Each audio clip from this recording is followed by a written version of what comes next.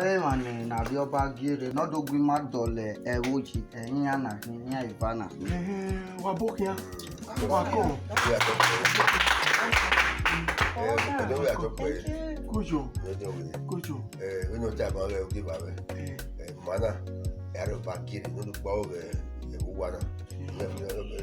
Me woro mi afero mi afero yukwere. I na wape me afero wo na wape ye wo dare. Nash Akaro. Ni na Toto Egogo aka Toto Virus. Yeah,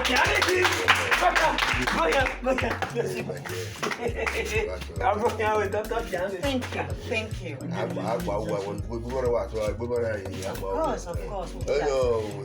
Of course. We know Tiger. His name is Dr. Antivirus. A wild man. Or one British white man, Mr. Gibbet Munamuri. Oh, this man is too good. When it comes to treat virus, the man is good. On our doing here, I'll give you the name. Dr. Antivirus. This is it. The best doctor. You're not having any. I'm Dr.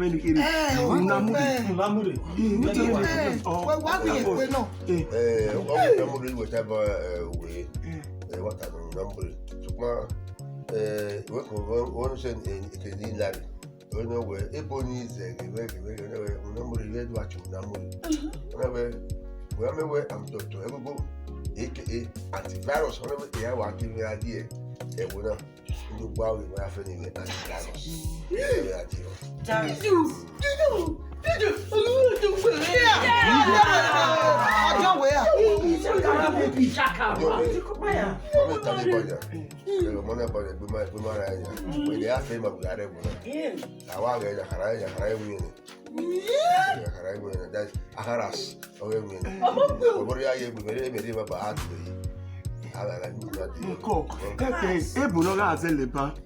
Oma veme ya kwale no ga gbe o anima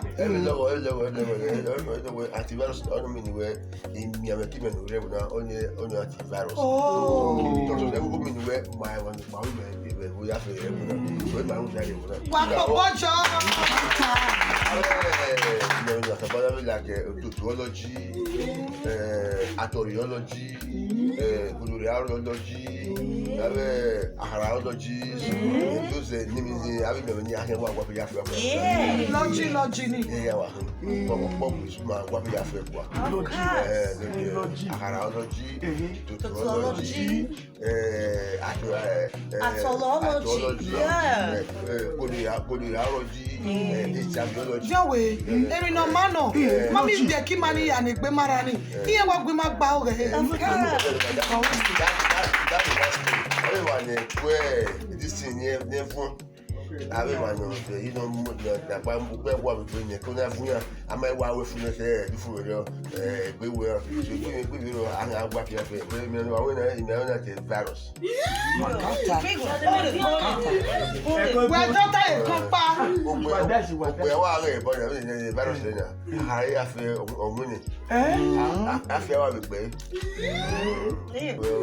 ideology ideology ni ne e kana heiri ni ya ni ati ani ami na gbe ma gba o re e wo na e ma he ayi si e mi no sunu ya ti ma ni deken ma bi na ti yo ni ati ri be ki bi ani osolobo owa eru ma kapo e fe ma vie ohon ni ma ba ko si kapo ke ni akara tolo okuro na na ya gbe ave ma ne gege gbe igwe ka bo wa iwu na no okuro I just do it yes you're right on time.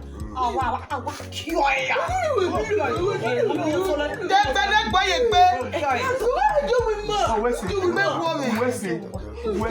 Adoba we se le gbe ma enji ma inu ki awu o sa oloro bo ni o ti egun mi ni a si oru ba ti ege ima titi ko we ti ere e ke ni ahin adia e me ke na ya awu e yo no give wa yo ba we se le gbe ma o ti o mu pa pa ye ba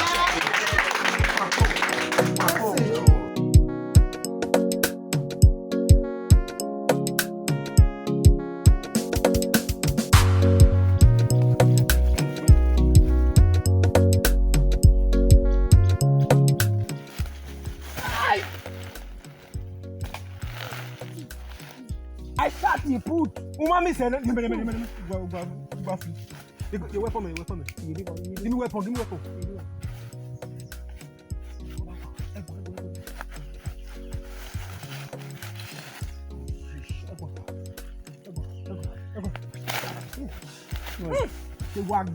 Labalaba we here agbe ah.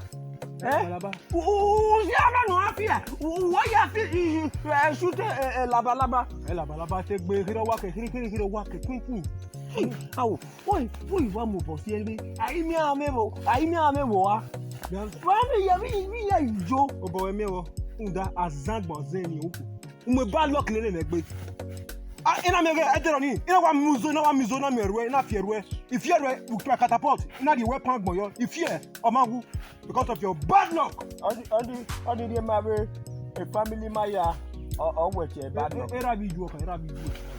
Oh, my baby, you are na. Ba no bi eri me. Oh, baby, you were. Idiot. Jari baba ere wo. Da me, ami gbo. Ja.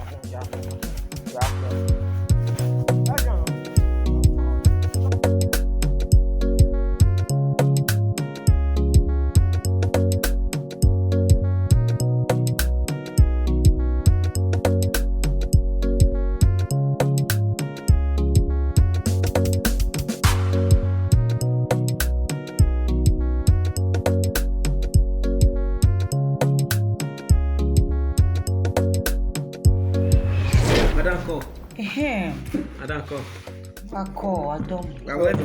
Wa se mi nu wa obe bi mana. Oh, thank God. Even where wana we agba oge use aro odo. Obi na ko me DNA. Wana we mu egbera. Well, thank God. You know, with Dr. Egogo and Nasakoro, everything is settled. Nasakoro ko. Thank you. Madumi Dr. Egogo. Our very important issue in our life. It's okay. If you want to see Dr. Egogo, you have to pay for your consultation fee. Why you need her? Oh, anyway, me Dr. Egogo, right? No good, we're going right. Maybe we know how to make, okay? Sing. So you have to pay for your consultation fee to see him alone. You have to pay. That is the different charges. Yes.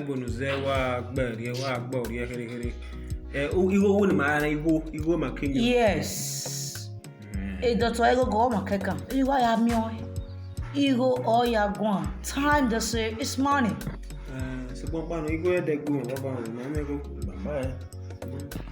okay, no problem. Then you have to go home. Come when you're ready. You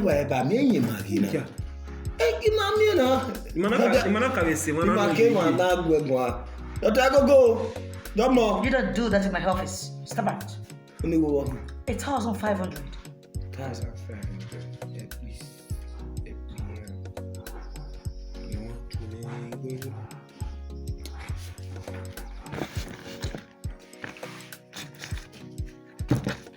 to No. We have our principles here.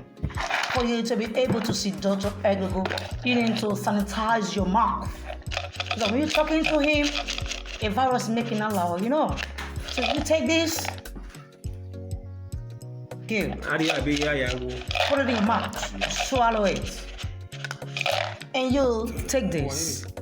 And make sure we're a little worse. When he's talking to you, let him see the stuff in your tongue. Okay? Good.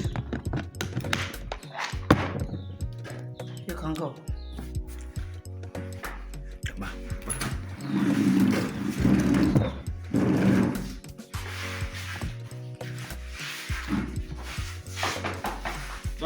Dr. Egogo, Vamos, sir.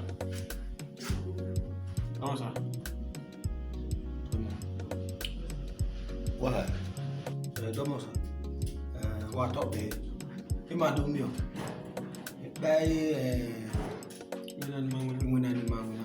Baba, Wara.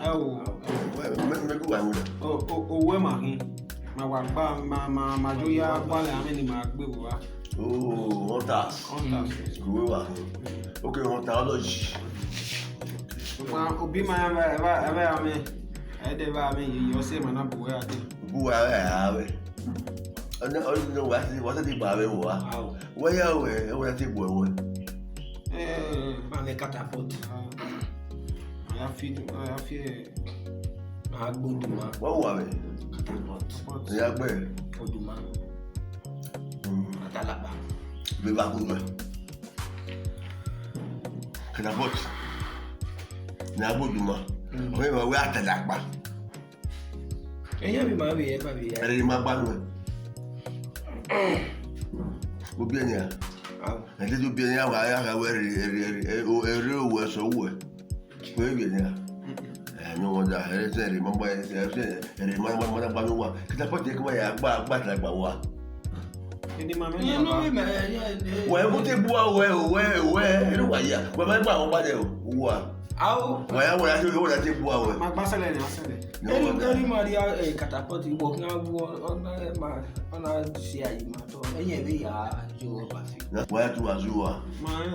So wa gba le Yobo mi bi agba yo ni go wa na ya gbe ya mi wa. Wa to. Jawe de wa ma do so.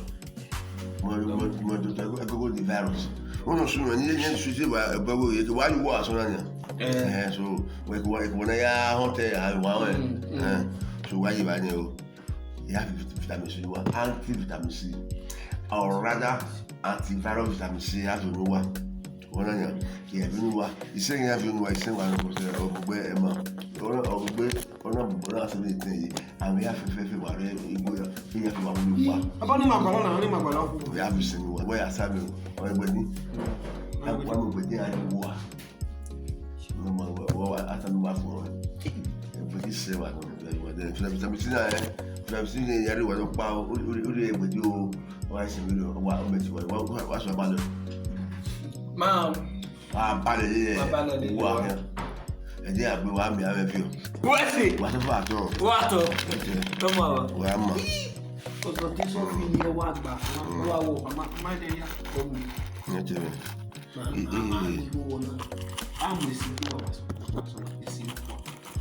Ìyá fẹ́ ló wọ àwa ọ̀hún ni wà á ìpín afẹ́fẹ́ yà wà gbà. Ìpín ọ̀nà àríwá. Ọ̀nà this is what we are making wa here we wa some dey wa we ìpín àríwá ìpín ilẹ̀ yìí wà ro mama gbo ìpín àwọn ìpín wa all nation mo so 5 John 5 vitamin C ya ka 5 John 5 vitamin C 5 John 5 vitamin C 3000 obuwa makari ego ne madam abani obuwa very important ire obuwa wa 5 John 5 vitamin C correct nigo ma dey wa pele ni makari ego ne On your hungry consultation. Ma mo gbere tomo yes ma wa 3,000 okay vamos yes maybe the time we have I do the social beg ya the social do you have me aware why you very mo vamos você não mas wa fi ma bana ma ya mo wa kenya ma ya de why the pick up wa mo aru wa ya pe ade wa eni ade wa ere wa mo I was you que bot na ya gbo edu wa ibo que bot ya fi ona me na ri ba ya que bot ya fi edu wu ma be ni ta pa wa bon ya ilu another analogy again ilu eni wa bo ade na ki po ke pa igbo na re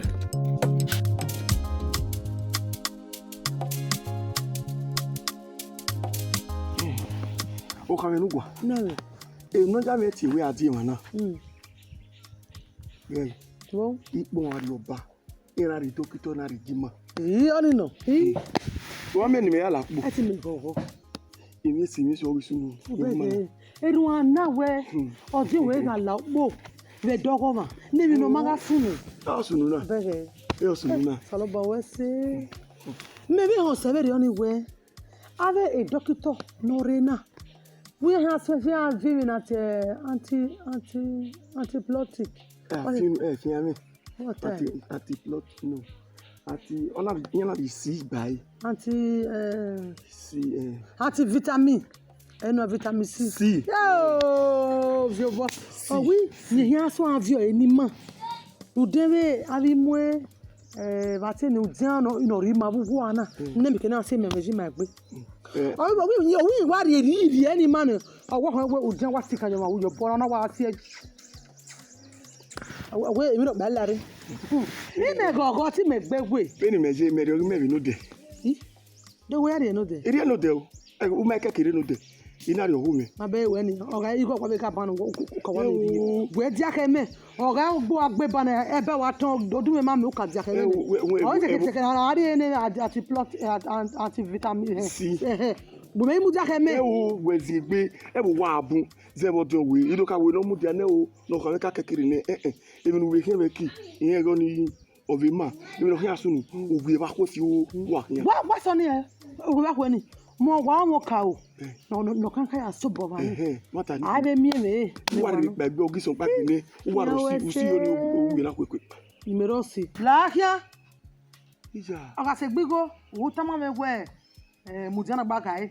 Ari mi ati vita. We fi ami. Ko. Vita lahia ati vitamin C ni ade no wa to mamu dia ka me. Ne wona bu ni ba weti ni ka ni meta me e doctor we no me mu dia ke we ya e o si won mo wo vitamin C mo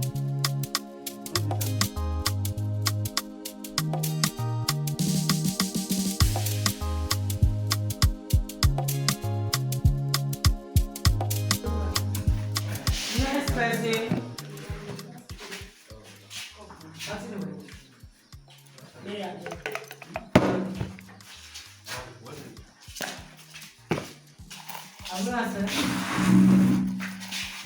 Next person. What's your name? Sorry.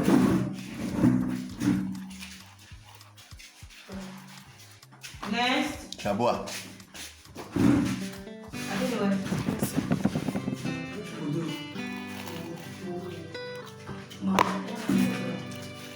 Next person.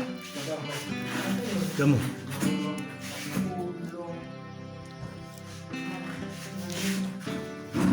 Next person.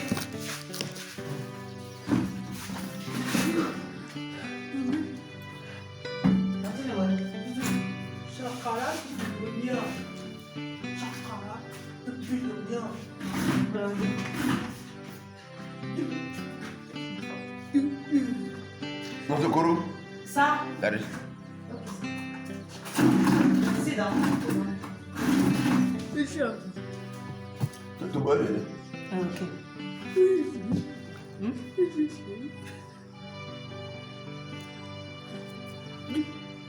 Dá um olhão.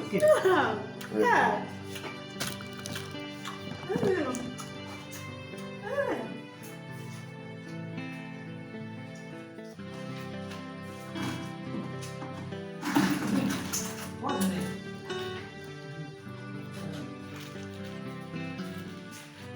Next person.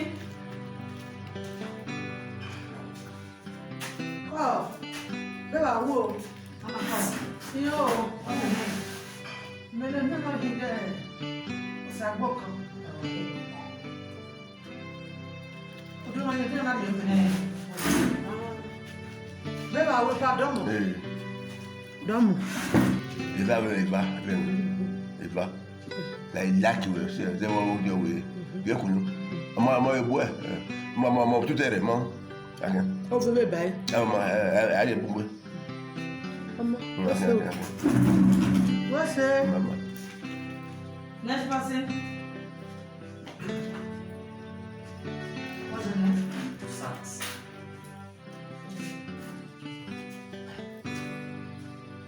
Mira, le truc là. Yeah.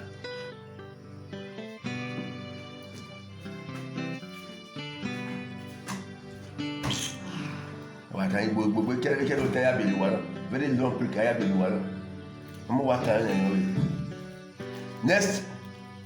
Is it availability? Doctor. Okay. I'm sure, man. Funny. Ati abi dunia dogo ma gbin amiyan iyare osogita lemene ya lede gbegbe ọjọ́ we o ya ago ọjọ́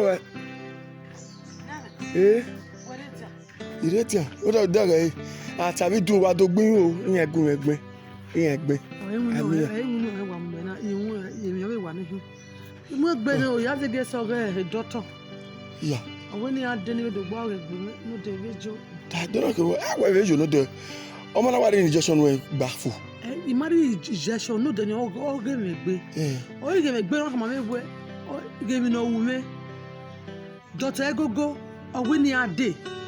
Ve na ni do ge mi no wu me. Owe ru de ati vitamin C ni won. Ina be ri kun won be ba e.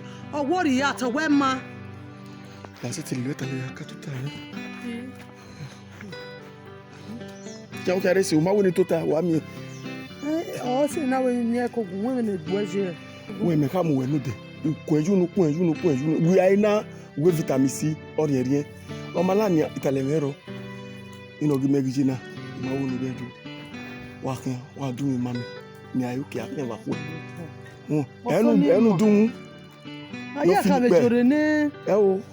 ẹ o akin Tun wa gbo we na mi. ima o niye Salobo. Do ko ati vitamin C ni ga ye ku je ya gwa yunu gwa ye bo gwa e. Ni jera ye le mu. gwa inu du ẹ o na ari o la dunya me se ti le meta lo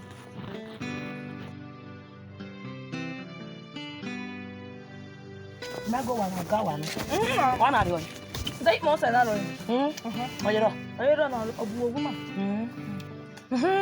Adi. You ni I know the hospital get Dr. Egogo. Ejo, why is it you were? Ya eti o. Ela me ya no ene. O ta me no ofio de me when ela me 150,000. They buy irobo figmo. They buy ewo owo. What do you get on because me and we no na we na we marriage no we go ima. Eti awe marriage emi no when ma fio de niki. Awa o kegwe. Iye so bo a. Laga no botani no when ma fio de ni. Wa wo ya no Dr. Egogo. E ma so why is it we na ya se ti ku go ni e? O eti o. O eti o ho popa kan mu no he ya gwa go ni de na o eti ru da. Me why on me no see hospital get Dr. Egogo so that it why if you na no say okoro. Egogo no se me de ni da mo se. O se na me no se na ni go de vitamin C. Abi you go man ko. Ime ka ma le ko a. Na o. Yeah. Nas. Ga ga. Eh, da wa se nas. Nasi. Ga we fi ga ya ri wa ni ari magona. Papa ya ri enu Why your family?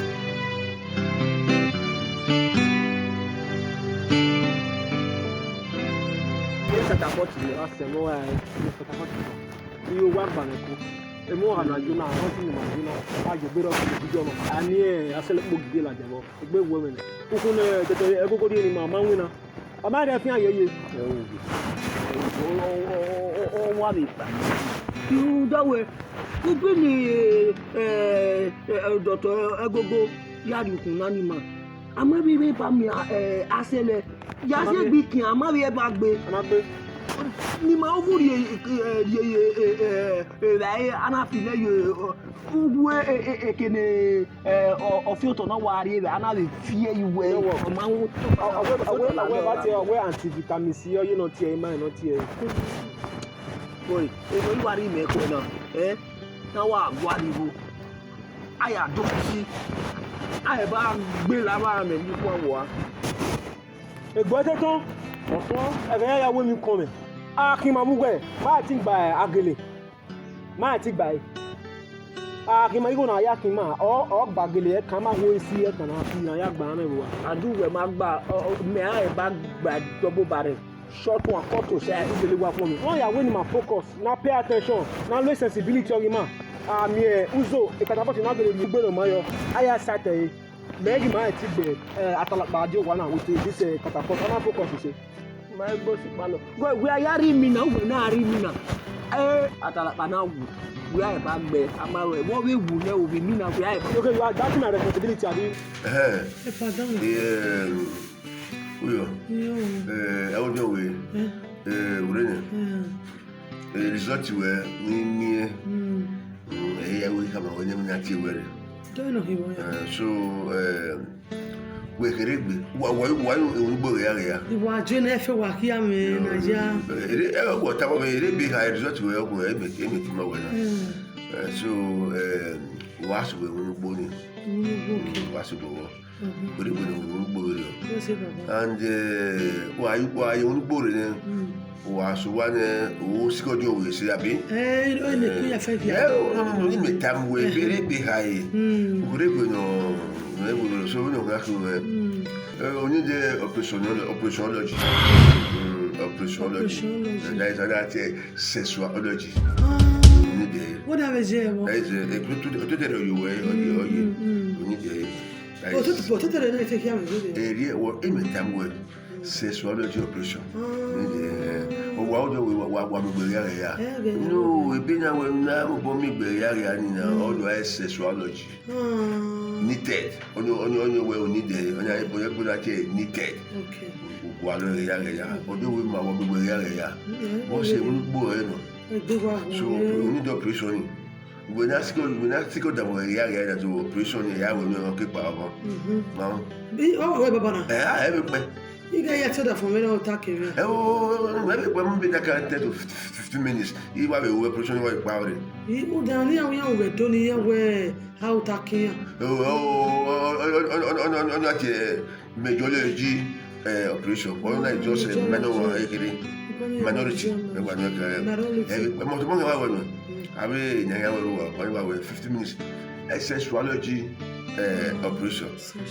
Why do we want to be here? We are pretty well. You can't hear. Can I ban it? Macan? We walk back. I want to have a tell you what then. Ah, Baba, you will yourself. I come on. Okay. I will also up do was so well. I will check it.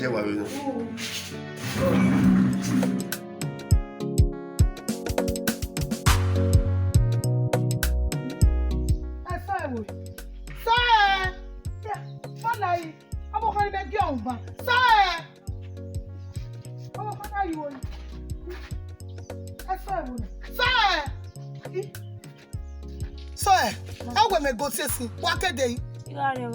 I'll say, wait. Ah, so me no when you ready guy, una say a pin. Una say a pin. So yeah, pin it work, but mama na go me na. I say na we jake wo. Yes, lo ba wo loku. E pin to agbo mama no go see, una say ai. So oh sorry opa na azizo bo e go e. Ah? E go so ko nu gwa lele bo hia. Ugwa hia la ba go yitun. Wo la gogo. Ima ona be ten okwe pa no bi sana wa ona ne no ton wa fu wo de ne gbe oko yo so lo bo lokun yan ya ra ri guy ni e gege wo le gbe wa go de gbe ya rara a bo mu e oji e yo sa lo bo ame un dish e ma le ye wo se ba ni ya pi ga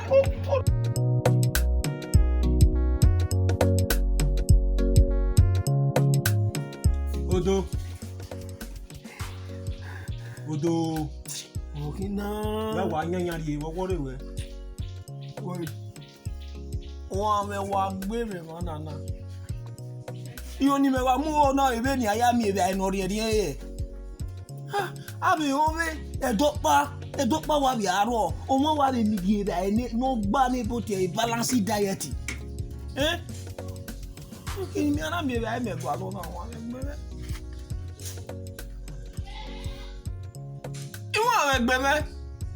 What do you mean? What do you mean? Gaya Gualiki and I mean, winner. If you know, now you have here. Mammy was single sense not there with you. Sensible, you know, sensible. Then we are going now. We are teaming. I mean, you know, go on, my boy. Why are tell me when I now fear? We are teaming about. Ow, Mama, tell me, Mama, no, Joe, with my Mojo. Marry the bottom. Eh? Boy, Eda Memeo. Why Guveni Nawina? You're not bad with any. That man winner, why you get down here? We were talking about Banquac and wait, sensible, sensible. Ah, when I got your you say to me. Now, I didn't say that you couldn't, not give it. I did any, it's a garden, I have got in here. Every time I when we are more papa, who might the more to reckon. Only no way, my dear, I have got it in another. Only man, I was singing number. Yeah, mama. Maybe Billy, maybe Jimmy. 224.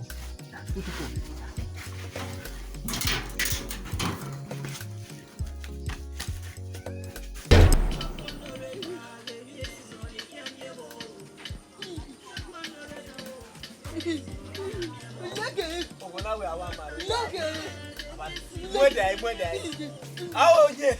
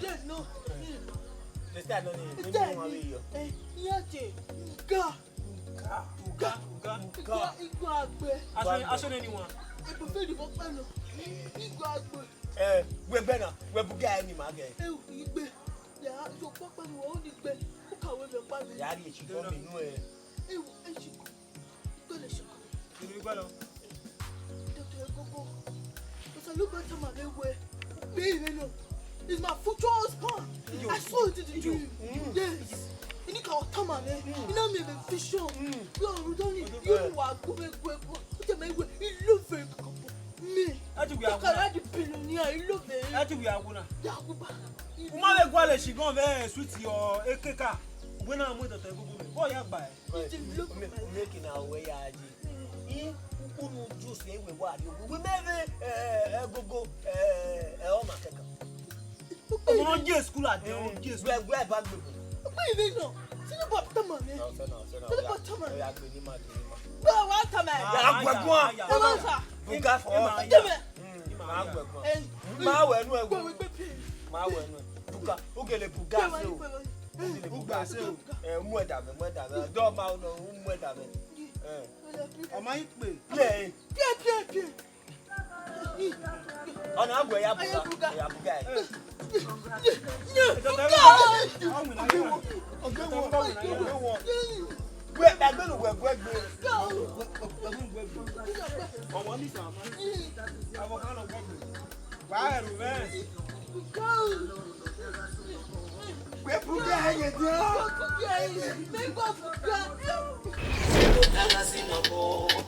Congratulations, that is your portion.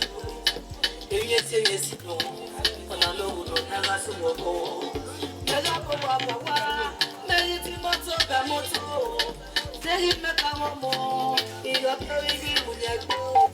Shakara. We were who's that? Oh, yeah. Oh, you're sick. Oh, what? You? And you got Sana. You know, for a book of Wabu. So did I touch in her? Eh? The better. What a boom! So did I touch in her? Boom! Good. What failure? Mona 230 naira. Yari 15 in one. Eh? 15. Agba! Who are cheating me? What cheat me? I don't gonna push you. Why you 15 me? Shakara. 230. No more worry about me, baby man. 15 keke 230. They not born say. Ijo! I do 230 of Digbase. Oh, you wanna cheat me? You wanna cheat me? You can never cheat me. Agba! It will not happen. You can never cheat me. Nobody will cheat me this land. Agba! I bought you. You cannot cheat me. I bought anybody that want to cheat me. Who wants to cheat me? What you say, Shakara? Say, Iman money shit we. Nene 220, abi 230. 230. Yeah, they know. 230. Me ya dey back we. Or 500.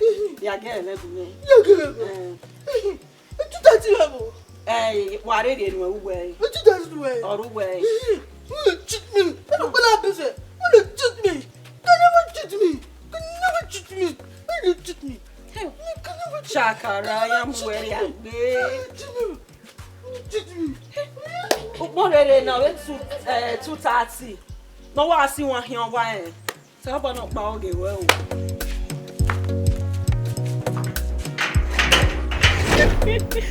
Say do best. Say do best. No say no do best. Kudu kwa. Kudu kwa. Kudu kwa. Tita mo say de. You tell me them no. You know say no get sense at all. Oh, my beggar 230 naira na ya okpon ya is a okpon ido ane no bu ya do to we gba ya bedu place ya boluku ya do atime Shakara the billionaire ido a motor no bu ya do yes ya do atime Shakara the billionaire e box ido awe I'm Shakara the billionaire. I'm Shakara the billionaire. I'm Shakara the billionaire. Oh, no. I will be no. Ido. I will be no. Ido. Igama niru wagon, tosaga niru wako. Wagide wagi fafa, wagi waga o. Noga unuwa, wa mame give uwa. Noga kokuwa o, toga ki o tega mo o tega mo do me, o mame o popo la egbe o. Abiye mo ni bie mo, abere mo ni bie mo. Tuwaga ti adie mo, agbegi gbe mo yuwa o. Otuni gosa ni mami o kan, ega kuaba o. Ogo yeme, ogo yeme, ogo yeme, edome ogo yeme, Imario. Bada. Shaka waka. Ya de ba ku. Oh, you know what then? Sister, mo se de wo lu mo wa ko me. O yi fe wo je ni ra. O yi fe wo je. O yi lu wa fun. O ya o fun. Fe wo je.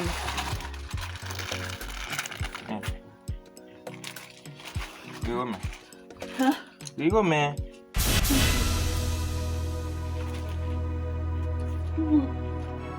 You go.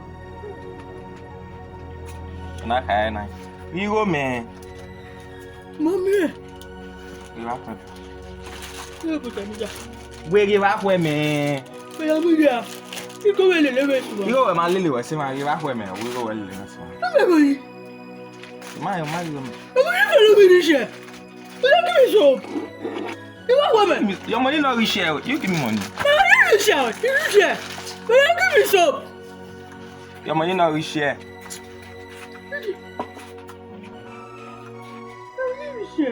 You share. Your money not we share. Well, you give me money. Hey! Hey! They don't have me. Who have you? They don't have me. For where? They don't have me.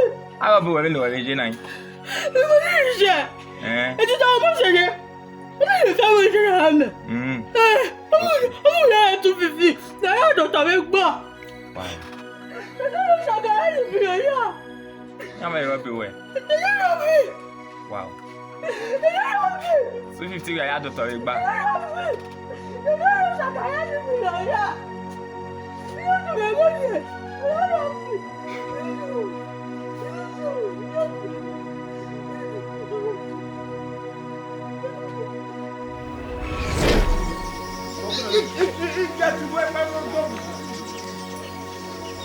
My 224 ni wo change 114 again ya mi information here ma 114 matter me information no ma say 114 don't look that way do what you have to put to our start 224 when a big man can go to isa wale awe na ari sweet awe na ari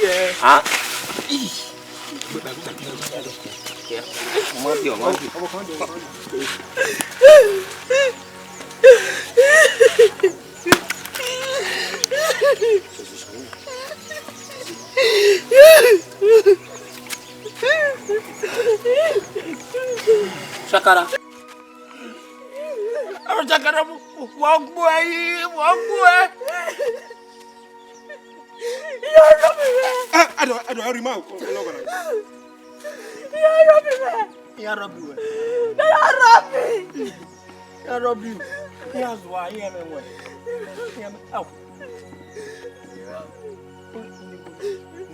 How much did I rob you?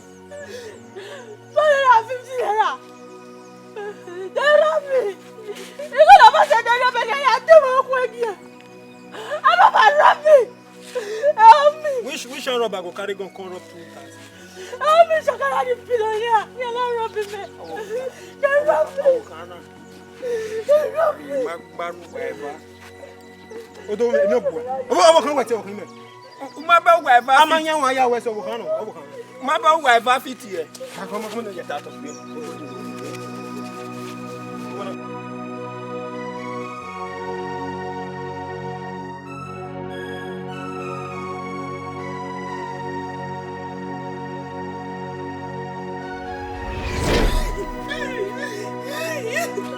Shakara also did. Shakara also did. What him? Ever when you get away? I'm robbers. Robbers don't attack me. You are robbing where? They rob me of my money.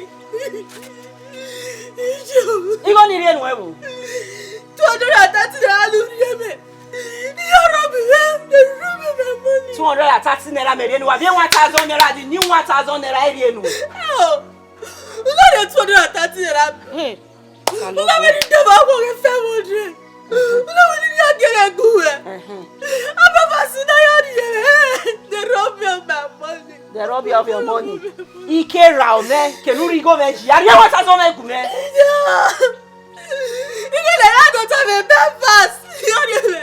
You gonna ya go to we. They can one ya there. Me papers. Ini go ya go to. You go to. Ini go. So they rob me my money. They rob your money. When no man no ike round me, ya go le 1,000 naira come here. Ya go le go me come here. Niri go no. Sikeme niri go no.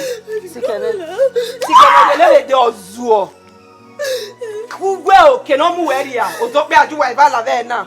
Wo he ya mo na e. Ya to me baba. O to bu e. Shakara the billionaire have robbed. Shakara the billionaire. Ike ra o me. Ya gwa li go me de gun me. Shakara mo na ri ere. E wo na e gun ma e we. Igo no ya do to. 230 ya do to e we ra. I hope man no Shakara ko no mu eri ya Shakara. They rob you. They rob you. Let me 230. 230. Ya gwali go mere gume keran o. Ya gwali go mere gume. Ye he ya mo na e na. 1,000 ni ba ogwele wo ogwa. Shakara, magbe ba ni re. Shakara. Oya, magbe. Ya gwali go mere gume. Even we are gwali go mere gume.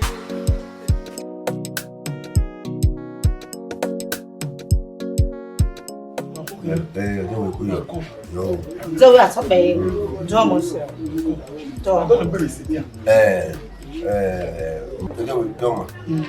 Wọ́n ní ìrọ̀lá sí wọn, aláàdìwò sáàgì kiri, àyà sí ọ̀nà ìyàwó ìyàyà ẹ̀. So, màmí wọn ní ìmọ̀ àti resort ní ìlàjà gbogbo ẹ̀. Ṣùgbọ́n màá ń gba ènìyàn látà màá wọ̀ ní ẹgbà gbogbo ẹ̀. Ṣùgbọ́n wá ìpè màá. So we are talking Thomas. Thomas. Even a doctor make a doctor antivirus. A test in our over there shows that according to the medical report from subsection 3.8, it shows where you having an anti-hypothesis disease in your body. Really different sickness. Anti-pregnancy, anti-kidney problem, anti-diabetes. No.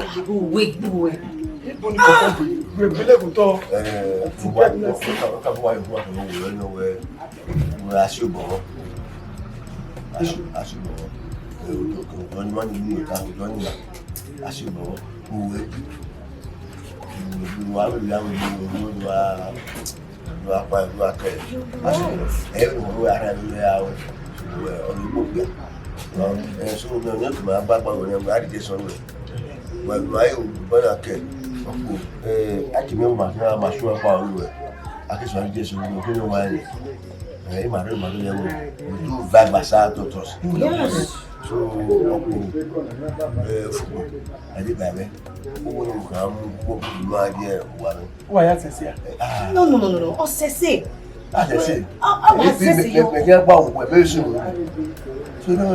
Yes.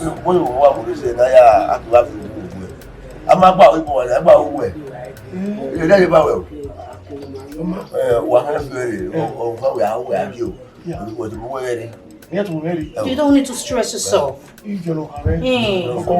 Because stress is not good for you.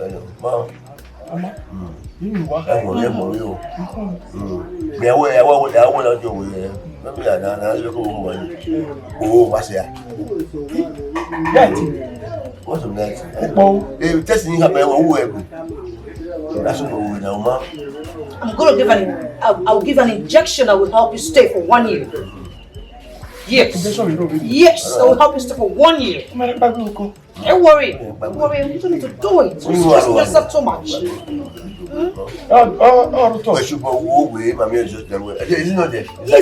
It's there. You are overworking it. You're stressing it. Let's go.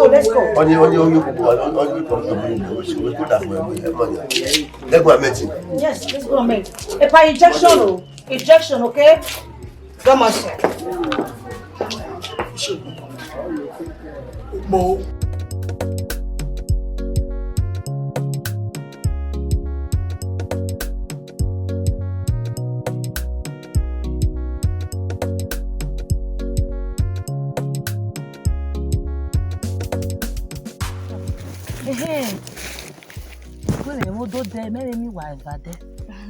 I don't know why now. I said, why they come? Why here? Michael, I can't read you. Or see me. Me man understand we could be me why I work to a day, my work back to school. My work back, could make me with milk be a day, what be a mudia day. What was it? For me, the mamma be my husband said, when I ye. They can hear as I say, Edo. I don't know so. I will like. Ma, Jare. No, Sabala, no, you're the man. Then you get later. Mirabe. You know the living you what? My dear mamma, one, my balame, you what? I do whoever do go balame. The body de maso. So what pano? Where? Eta mare umare, and they took a man, mother de only. Oh, it took a man now. Oh, Katana. The car disappoint to wear. Oh, Kata, because only on our women. Yahiana, they are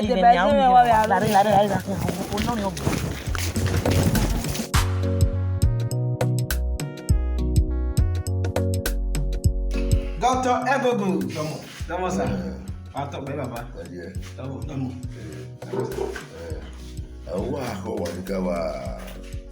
But first, my boy, was it? Why you my the youth of this area? Okay. The youth government. That's good.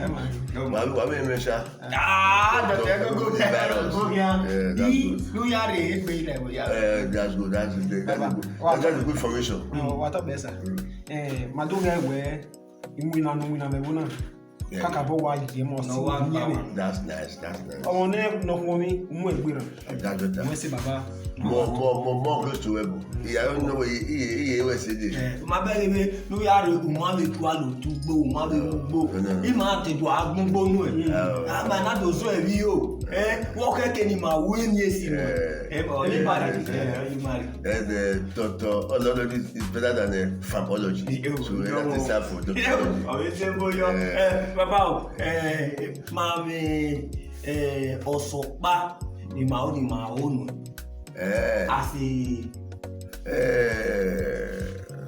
Family coming now with last. Ni la way la jere do soup ya. I don't mind. But I was on the walk. Pia bezo pia se. Okono. That is where. Oh, yes. Yes. Are you wine you gualo? You wanna have let's go one year. My this one guys come on with me, Why as a doctor make buy it. You want it back what? So what boy are they? Because continue yes.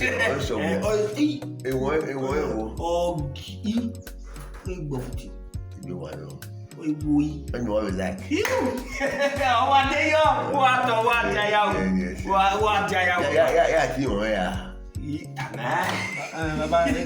Shakara Tinoko, Shakara baby. I mean, no man will tell when I have or he must see. I do not know ramen. I offer you guys are what do you want? You guys are the frustrated one. Frustrated identity one. Who was who are? We mama be. On I'm going to botch it. Frustrated. Who are you? Women. Wow. Why they have to whatever you bed. Everything you really have again. Oh, my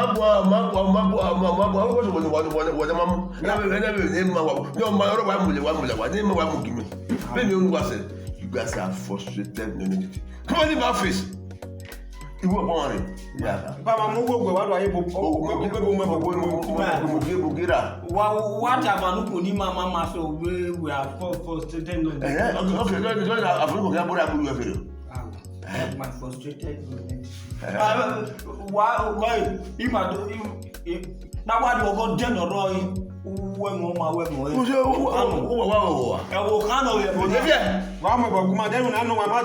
Well.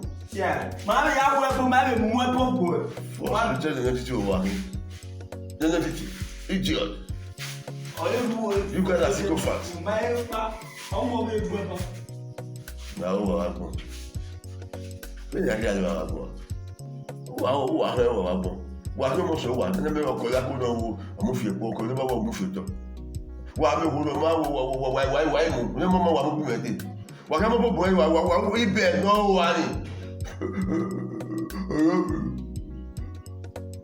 Okay, I'm going to I need to move so late. Oh, yeah.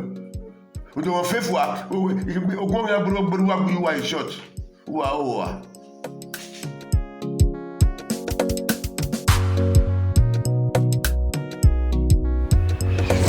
John, we are top there. Hey, Wakujo. I'll talk about Odobolo.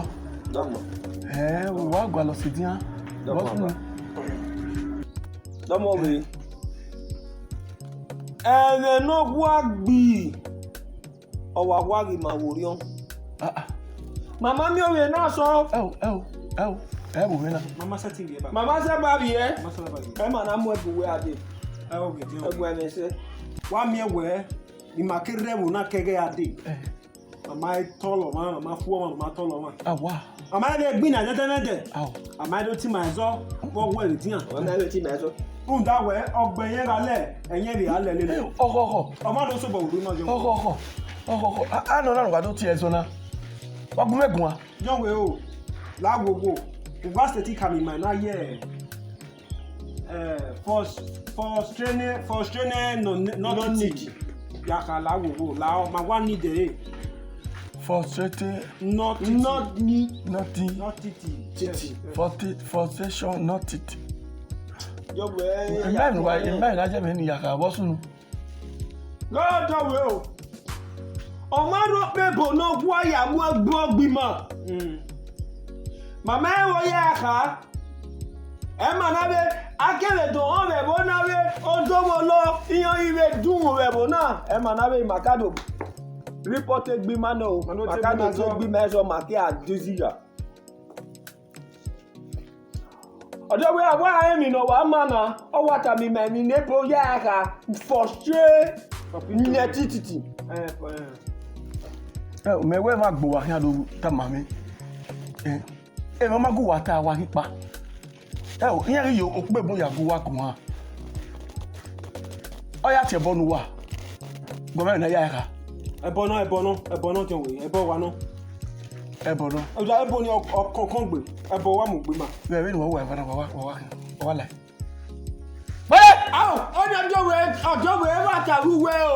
Ọ̀bẹ ni ma yà take action into our hands. Ó dé mo lọ. Ṣé o lè máa kíá? Wá kíá. Ọjọ́ wẹ̀ ọ̀gbẹ̀yìn ayálẹ̀. Ọjọ́ wẹ̀ o. Ọ̀gbẹ̀wẹ̀ ayálẹ̀. Frustration notity. Frustration notity. Ó dé mo lọ.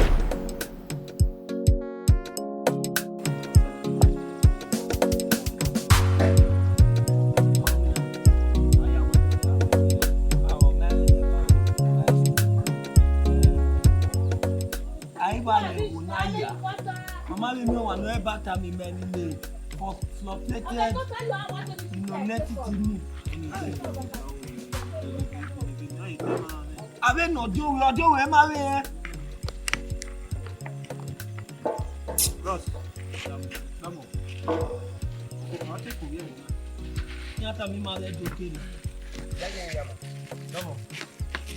Vamos Ross. Oya. Edo yo. Dani o ma kiri.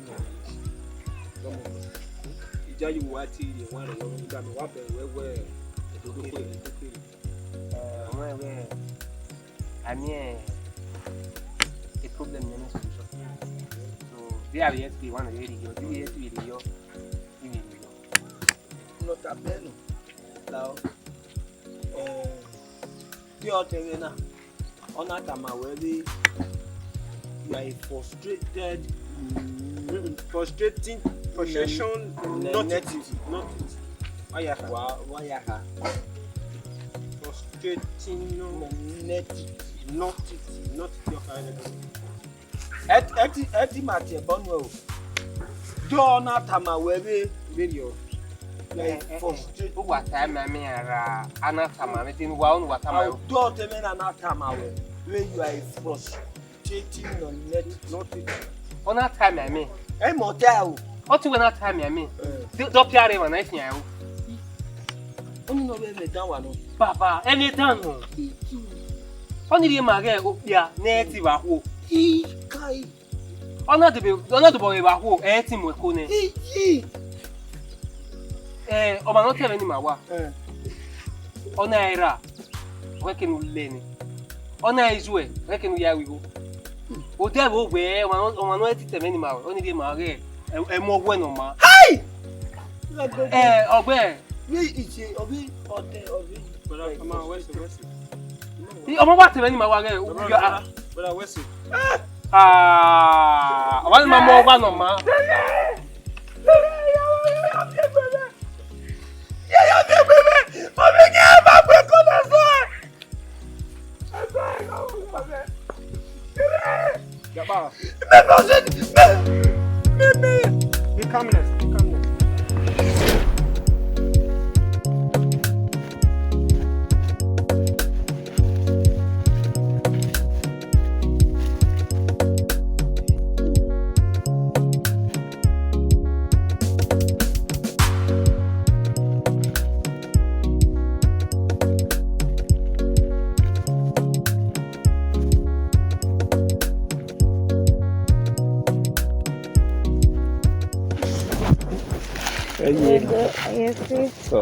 Waya me mudia hewe sinike mudia wanasi. Egogo nuri emeto igbera. Yeah. Ije me wo.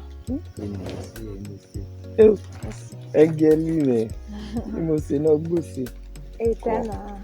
Mo ko. ebe uwe mi fo newo kwa. Uwe mi fo newo.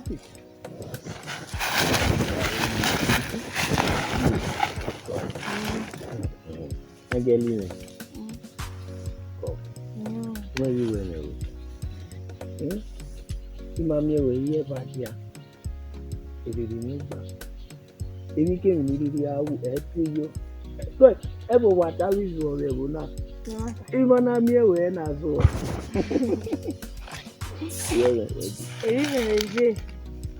Èmi me we ka bo.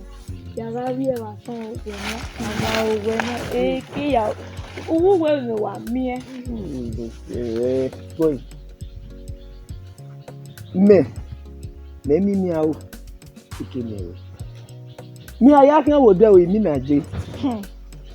Ya ni wa ri wu ko re.